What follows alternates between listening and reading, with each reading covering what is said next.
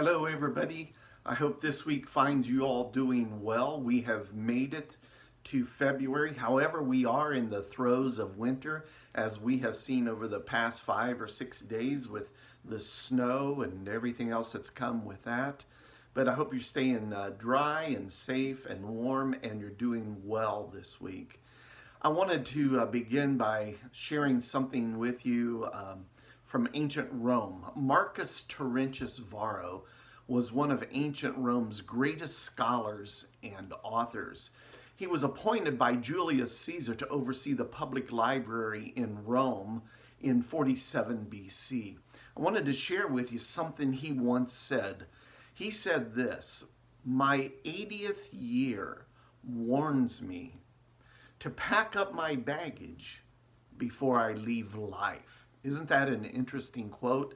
My 80th year warns me to pack up my baggage before I leave life. Well, at 80 years old, Varro wanted to make sure that his life was in order as he approached the end of life. And today, I wanted to talk for a little bit about some of the baggage that Varro mentioned. We want to do that by looking at a story in John chapter 4. In John chapter 4, Jesus is traveling through an area known as Samaria, and he's with his disciples. You know, when we read about Jesus and his disciples traveling together, there's never a mention in the Bible of them carrying any baggage. That doesn't mean that they didn't. It simply isn't mentioned in Scripture. But they come to this town called Sychar. Jesus is tired, so he desires to take a little bit of a break. He sits down. It's around noon, the hottest part of the day. Jesus is thirsty from traveling, and a woman comes to the well that is near him to draw some water. So I'm wondering, have you heard this story before? You probably have, because it's the story of the Samaritan woman. It's a story that many of us have read or heard about in our lifetime. It's a story that I have preached on multiple occasions, and maybe you've heard it several times also. Jesus asked this woman to give him a drink of water. They're by themselves. The disciples are off somewhere buying lunch, and we're not told how many disciples are actually traveling with Jesus at this point. Whether it's a few, whether it's a half dozen, whether it's all 12 of them, we really don't know. But the woman wants to know, what's up with Jesus? Why is he asking her for a drink of water? So, do you remember what the woman then reminds Jesus of?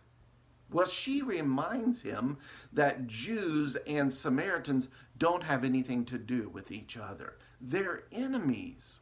And in that moment, Jesus offers this woman what he calls living water. It's water that will cure the ultimate thirst. You know, the woman is a little bit skeptical here. Jesus doesn't even have anything to draw water from the well they're sitting at. But she totally misses what Jesus is talking about. She's thinking he's talking about physical water that's in this well, but really what he's talking about is spiritual, life-giving water. So are you familiar with the players in this story? It's Jesus and the woman, nobody else. Nobody else is around. The woman is intrigued by the offer of living water, and she ultimately asks Jesus for some of that water. So we're going to start the story in John chapter 4, beginning at verse 16. When this woman asked Jesus for some of that living water, this is the exchange she has with Jesus. John 4, verse 16. Jesus said to her, "Go, call your husband and come here." And man, where did that question ever come from? Completely unexpected, I imagine. They were talking about water, about H2O. How did her husband, in that moment, get dragged into this conversation? I can only imagine this took the woman by surprise, and she's kind of left standing there with her mouth hanging open. My husband? What's he got to do with anything? Well, this is one of those stories.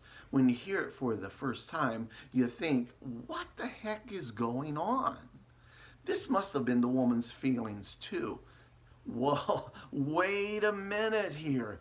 Did I just miss something? Weren't we just talking about water? I can imagine her thinking that.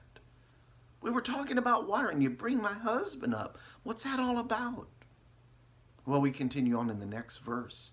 John chapter 4, verse 17. This is what it says. The woman answered him, I have no husband.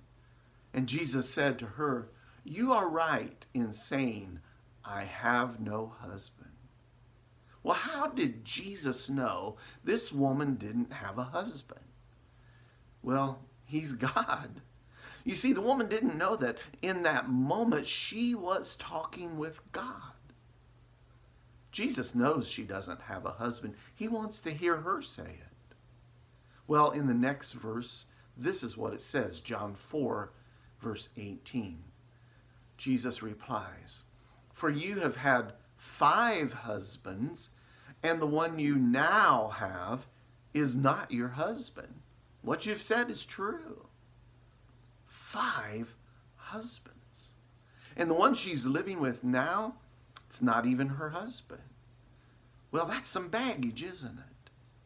That's baggage we're kind of familiar with in our culture. You know, that sounds a little bit like Elizabeth Taylor. You know, Elizabeth Taylor had been married 8 times. Larry King, he had also been married 8 times. Remember Rue McClanahan on the Golden Girls? She had been married 6 times. So this woman was sort of like those celebrities. And all those celebrities, boy, did they have some baggage with them. You know what? All kinds of people come with all kinds of baggage. I have baggage. Most of us have some baggage. You might have some baggage too. Baggage that nobody ever knows about. Well, our story continues in the next verse, John 4, verse 19. This is what it says. The woman said to him, Sir, I perceive that you are a prophet. So in one sentence, Jesus exposed some of the Samaritan woman's baggage.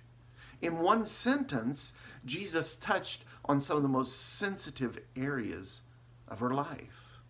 In one sentence, Jesus makes this woman vulnerable. Now, which one of us would want our baggage brought up in conversation? I wouldn't. Not normally. But you know what's going on here? This isn't a normal conversation between Jesus and this woman. Now our story continues in the next couple of verses.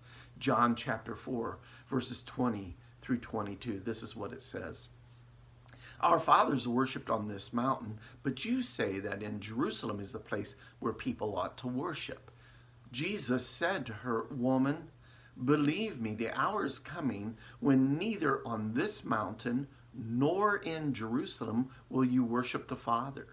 You worship what you do not know. We worship what we know, for salvation is from the Jews. You know what? You or I might have reacted in a way similar to how the Samaritan woman is reacting at this point. Jesus got a little too close to her emotions, so what does she do? She changes the subject. She starts talking about where the right place to worship is. She doesn't want her baggage exposed any more than it already is. She's not like that Roman scholar Marcus Terentius Varro, who at 80 wanted to make sure his life was in order. You see, this woman, the Samaritan woman, she's content to come to the well during the hottest part of the day so she can avoid people and avoid what people might have to say about her baggage. People do stuff like that. Jesus isn't satisfied with allowing her to hang on to her baggage. He's offering her the opportunity to let go of her baggage, her past, her failures, her mistakes, her sin. Well, our story continues in the next few verses.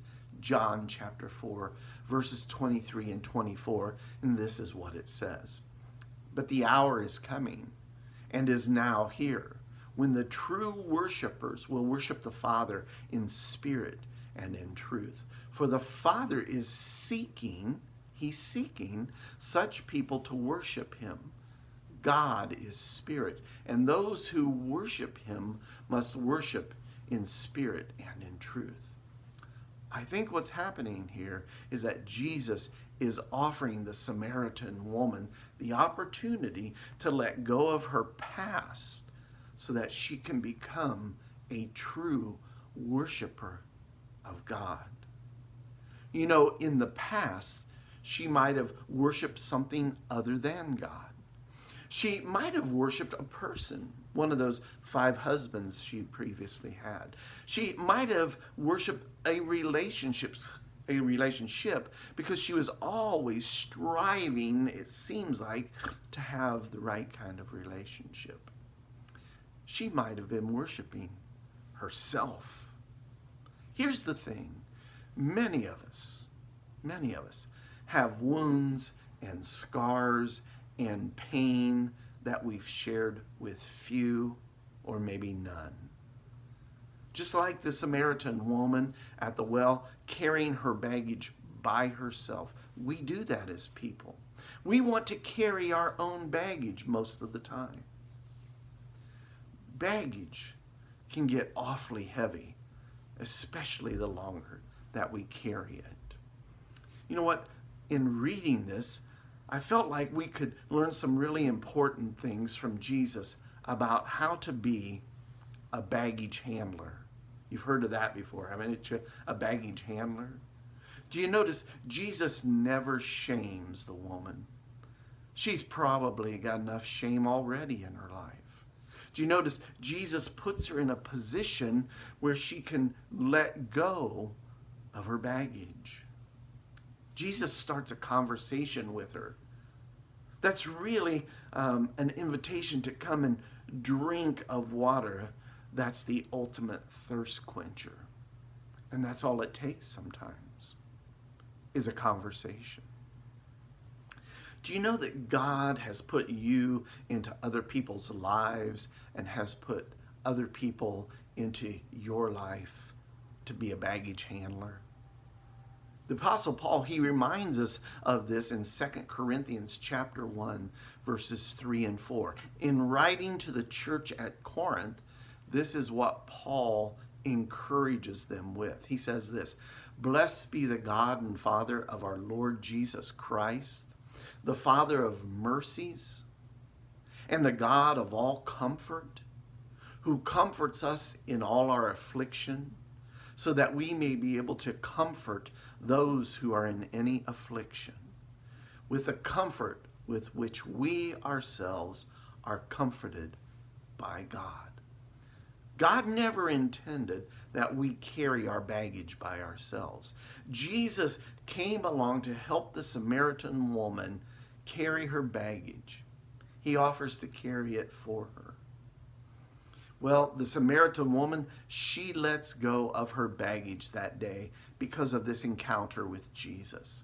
We know that because in reading the rest of John chapter 4, she begins to tell her story to others and how Jesus helped her to let go of her baggage. She embraces what that Roman scholar Marcus Terentius Varro spoke of when he said he wanted to make sure that his life was in order as he approached the end of his life. You know, for all of us, it's later than it's ever been. I've never been this old before, and neither have you.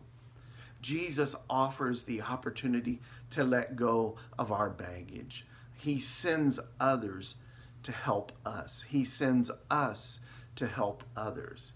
And it frees all of us to worship God in spirit and in truth, never having to hide from the truth. So I hope you're a good baggage handler to somebody as Jesus was to this Samaritan woman. Well, my friends, until the next time, God bless all of you. I'll see you soon.